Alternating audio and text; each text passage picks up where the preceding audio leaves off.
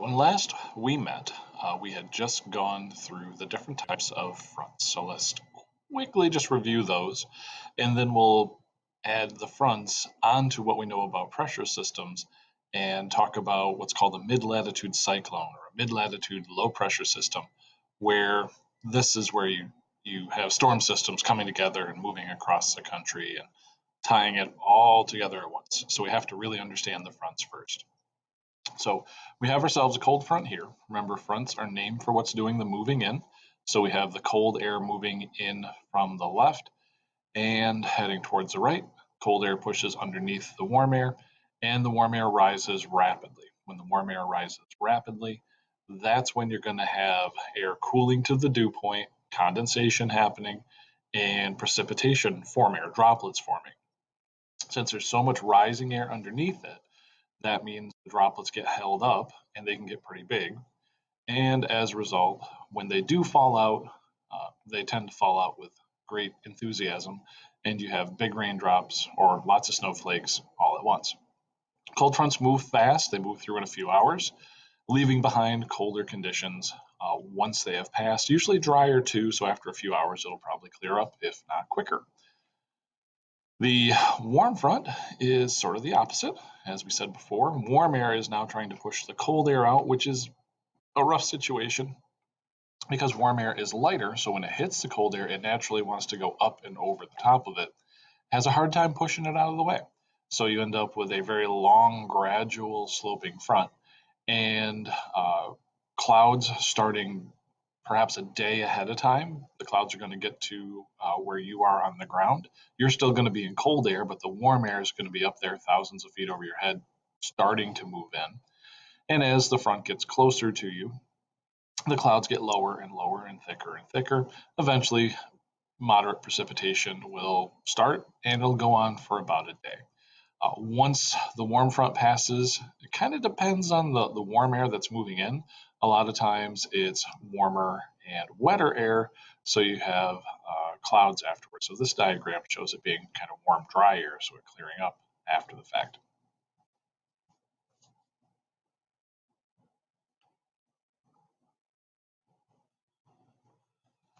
All right, and the occluded front.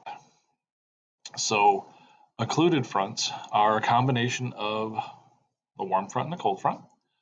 Warm front is going to be moving slowly, and the cold front's going to come in behind it. The warm air is trapped in the middle, and when the cold front that moves fast comes plowing into the warm front, that's when we form the occluded front. So the key here is on the ground. If you were on the ground where an occluded front was, you don't even know there's warm air because the warm air has been totally picked up off the ground.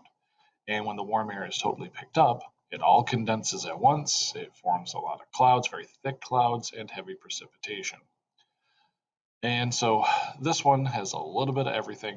The heavy precipitation that you get with a cold front combined with the long lasting nature of a warm front. And it's not going to be terribly windy, so it's going to rain really hard for probably a day. And just to review the pressure systems, we're going to have a quiz on this real quick here. High pressure systems, also called anticyclones. Low pressure system called the cyclone.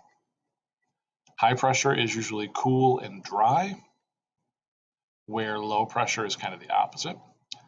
So low pressure, warm for the season. It's going to have a lot of moisture in the air, overcast skies. High pressure systems go clockwise and outward due to the Coriolis effect and the pressure gradient. Winds always blow from higher pressure to lower pressure. So high pressure in the middle blows out away from that. In the case of a low pressure system, the winds try and go straight to the center. Coriolis curves them to the right a little bit. It ends up making its way to the center in a counterclockwise motion for a low pressure system. Have to keep those two straight, especially the direction they move, the winds going into a low and counterclockwise, going out of a high and clockwise. Now, there's a lot going on. I mean, clearly we've just gone over 4 different types of fronts. We've talked about the 2 pressure systems, and they're all related to each other. So weather forecasting is difficult. Uh, One of the ways we've gotten better at it, I know it doesn't seem like weather forecasters are right a lot of times, but as I've said before, here in northern New York, weather forecasting is incredibly hard with the influence of the Great Lakes and our proximity to the East Coast. So, weather prediction is possible and is getting better because storms tend to follow predictable tracks. We've been watching weather for very precisely for the last 50 years, and we've certainly been paying attention to it for several hundred, or at least a couple hundred years. Ben Franklin was known for keeping good track of where storms had gone through in his correspondence, but back then correspondence was real slow, so it didn't help. Um, so we know the paths that storms normally follow, and they're called storm tracks, so that's what we call them. And if we have enough past information about how different storms have acted, it gives us a better ability to predict what might happen in the future. It doesn't mean it's going to be 100% accurate, but it's data. We need more data in order to predict better. So these allow meteorologists to forecast what weather systems might do. There's generally a few different storm tracks that could be followed. Certainly not the only thing. Weather systems can be unpredictable and not follow past patterns. That can throw a monkey wrench in the works. So common weather tracks leading to us, they can come from the west or southwest, coming across the continental United States, and then across Lake Ontario into our region. It could come from the northwest, kind of higher latitudes coming down from Canada and Alaska direction. That again can cross maybe all of the Great Lakes to get to us, at least Lake Ontario. They could come right up the Atlantic coast, which is more of a summertime thing typically, but we do get nor'easters in the winter where at least some of that weather comes from down south heading up towards us. And least common of all is coming from the northeast. That's usually when a storm's already gone by us. It sort of wraps around some weather back into our situation. Nor'easters, which we got one last week and might have another one coming up here. Nor'easters often get us on the backside wrapping around.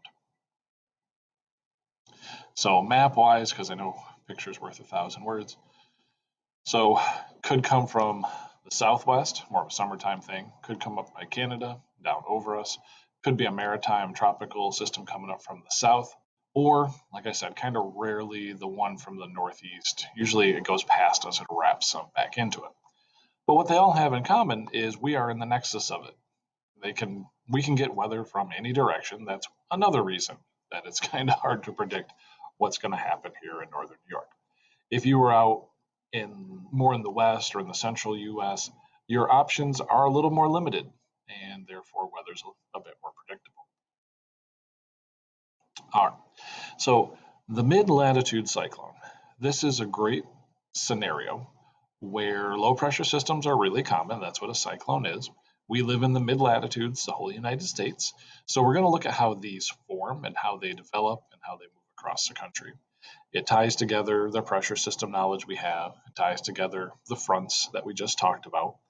And so this is a good culminating thing where if you really know what you're doing, this will make sense. And if not, you need to really know what you're doing. So to form a mid-latitude cyclone, a low pressure system, it often starts off as nothing.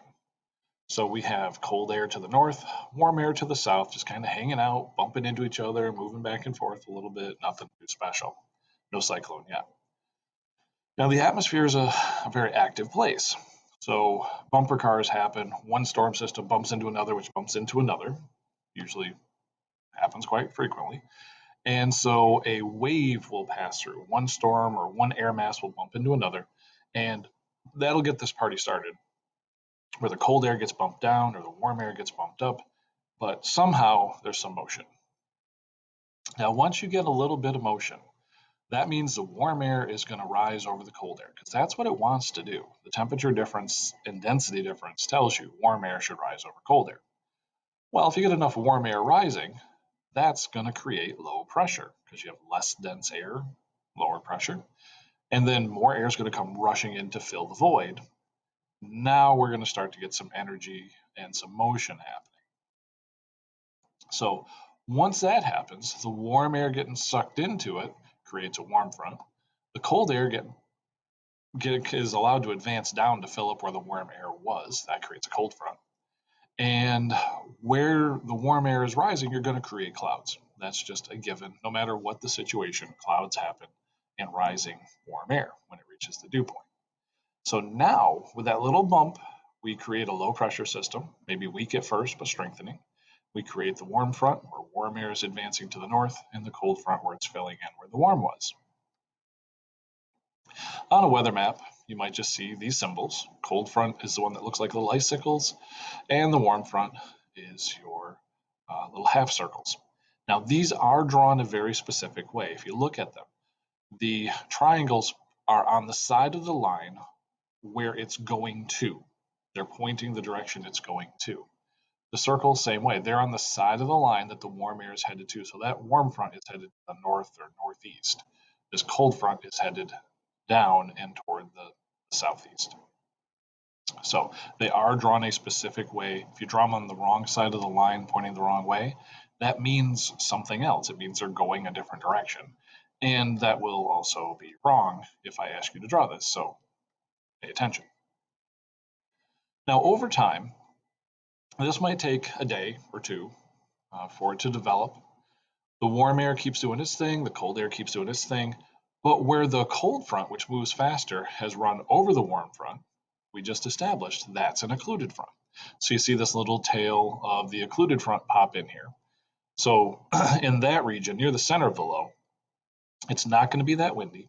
You're going to have heavy precipitation and heavy cloud cover. So, and the longer this system exists, the bigger the occluded portion gets. That's what eventually kills this whole storm system.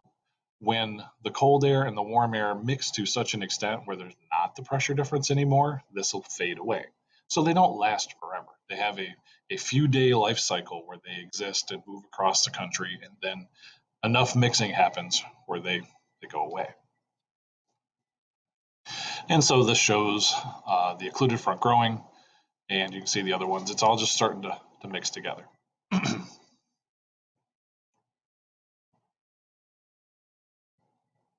All right, so in your notes, you have a bunch of blanks to label about this. You have cities labeled, you have fronts labeled. Line XY is just a line across it that we could drive along, and the fronts to label. So out in front of this whole mess off to the right, you're going to have a continental polar air mass, a cool air mass. In the bottom wedge-shaped section, between the warm front and the cold front, you have maritime tropical air, your warm, moist air coming up from the south. And behind it all, coming down from the north, you have your continental polar air sweeping in. So those are the three types of air masses. Now the front symbols are in your reference table, so you don't have to memorize them, but it's not really that hard either, but you should check yourself. You have your warm front, you have your cold front, you have your occluded front. Those are the three in a mature mid-latitude cyclone. Now across line XY, remember I said the line XY here? Yeah, it's not going to pop up. The line XY was just a cross section you could drive along. X on the map started in the cold air. Y ended up in my head.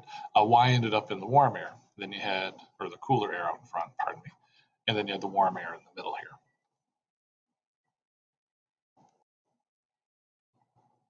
So continental polar air in front, maritime tropical air trapped in the middle, continental polar air off to the left to the west. The steep front, we talked about this, the steep front is your cold front.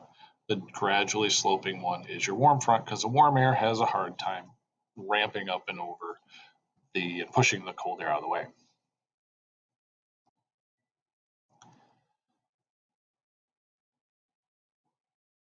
So wind circulation around the center of a low pressure system in the northern hemisphere is counterclockwise and inward. We established that already, but this is really a vital thing to remember. So that being the case, on our mid-latitude cyclone map, there's another spot that doesn't have the arrows on it yet in your notes. This is how the winds are going to roughly go around the center of the low. You can see if you follow them around one to the other, to the other, to the other, it creates a counterclockwise motion and generally in toward the center. That's what we're going to want, counterclockwise and inward. So just to run through our options here. At City A, so City A is right on the warm front. Couldn't draw in the warm front because you wouldn't see the dot, so we put it off to the side a little. At City A, the temperature is increasing. It was not long ago in the cold air. The warm front has crossed over it, and so now the temperature is going up because it's entering the warm air. The pressure would be dropping because you're going from colder, heavier air to warmer, wetter air with a lower pressure. The humidity is also going to be increasing. This was continental polar, cold, dry air. Now it's entering maritime tropical, warm, wet air, increasing relative humidity. And it's going to have overcast skies, especially along the front. So before the front gets there and shortly after it passes, you're pretty much going to be stuck with cloudy skies. Precipitation's been going on for about a day because that's what warm fronts do. Now City B is pretty far away from any of the fronts, all things considered. It's right in the middle of the maritime tropical air mass. So it's going to have warm, wet air around it. The temperature is pretty stable. It's going to be nice and warm there for the season, whatever that might mean. So it's the warmest temperature on the map or the cities labeled. Humidity, again, this is maritime air. So humidity is going to be relatively high. That means because there's a lot of water in the air if it's maritime. Overcast skies, that can go either way. It depends on how big a chunk of warm air this is. Assuming it's really warm and really wet, it's going to be overcast because warm air rising and cooling. But not always the case. But for this paper, we'll say it's overcast sky. And at City C, we have a cold front. It was in the warm air, now it's going into the cold air. So cold front is passing over it. Going from warm to cold, naturally the temperature has been decreasing, and it's going to continue to do so for a little while until it's fully surrounded by the cold air. The pressure, now warm wet air has low pressure, cold dry air being denser has higher pressure, so the pressure is increasing. And you're going from maritime to continental air, so the humidity is going down. You're going from wet air with maritime to continental, which is typically dry. Now, along this boundary, remember the cold fronts move fast, like 50, 60 miles an hour. They'll blast right through an area. And so the pressure change it's pretty dramatic, and it happens really quickly. So you have a big pressure gradient. So cold fronts are typically the windier type or the windiest type. Under the most extreme conditions, these can create severe weather like thunderstorms and tornadoes. Normally, just a big blast of wind going through, not uncommon, especially in the summertime, to have 50 or 60 mile an hour wind gusts as the cold front comes through. Heavy precipitation, possibly thunderstorms. It depends on how big a difference in temperature you have. The bigger the difference in temperature, the more likely you're going to have severe weather, thunderstorms being part of that. In the wintertime equivalent of a thunderstorm is a snow squall. It just means those whiteout conditions, those crazy heavy snow conditions that we get sometimes. Not necessarily lake effect. We get lake effect, which is similar to it, but this is more of a front-induced whiteout. And City D. City D is pretty mellow and chill, literally. It's in the continental polar air mass. It's going to be the coldest temperature because it's surrounded by cold air all around. The pressure is going to be the highest because it's cold, dry air. The coldest, the driest in that continental polar air mass. So it's going to have high pressure. Clear skies, nice day, just going to be cool. Low humidity. The whole system is going to typically, at our latitude where we live, it's going to start out west and it's going to move to the east or maybe up to the northeast. That's the typical pattern we see. It's not the only way it can move, but if you're a betting person, you're trying to predict it, that's typically what we see at our latitude in our country. So one quick run through and we'll call it. So we start off with nothing, just stationary, cold air to the north, warm air to the south. Step 2, a wave goes through, it causes a bump, one thing runs into the other, And once you have warm air rising over cold air, you have a low pressure system. Now, with the low pressure system, you always have the cold air coming down from the north, the warm air getting pulled up to the north from the south. And so they're always arranged this way, where you have the cold front on the left, the warm front on the right, and we get counterclockwise inward rotation.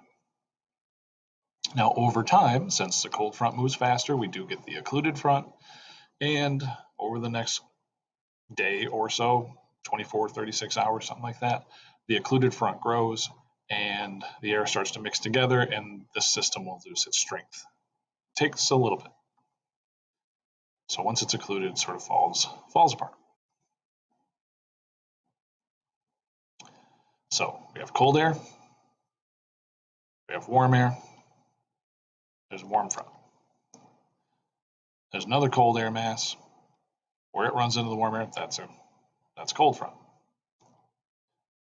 The warm air picks up and over top of the other two, that creates the occluded when they merge together. And there's your low pressure system. Now, right now, if we pull up some current weather situation here, we do seem to have a low pressure system forming to our north here. Pretty low, 995 millibars compared to our pressure at 1,012-ish.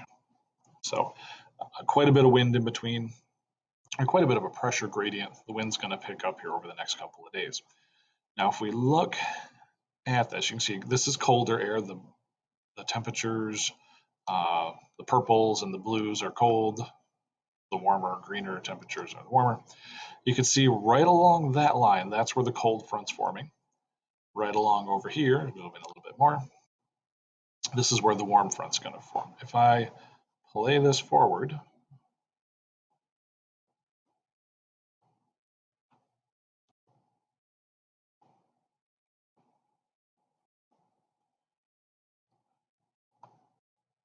the low up here, you see the isobars are getting closer and closer together.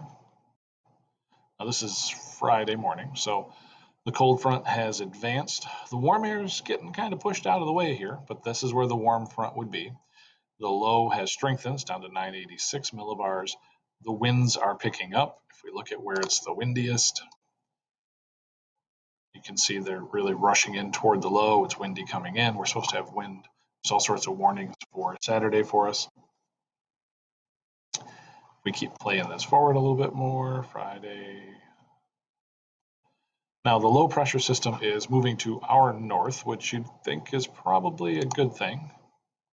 You can see the cold fronts right there, still not over us. Friday's supposed to be really nice temperature-wise. Probably be raining, 34 degrees. But what's going to happen as we go from Friday into Saturday is the temperature starts to drop. So this is Friday evening now.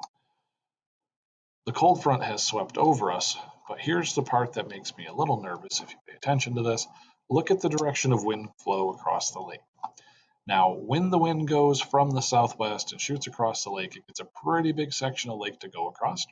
It picks up extra moisture, because most of the lake is not covered in ice right now, and then it heads over us. Now, that is a really good situation for us to get some lake effect. So the Watertown and points north of it, probably not Lowville, those guys getting lake effect so much.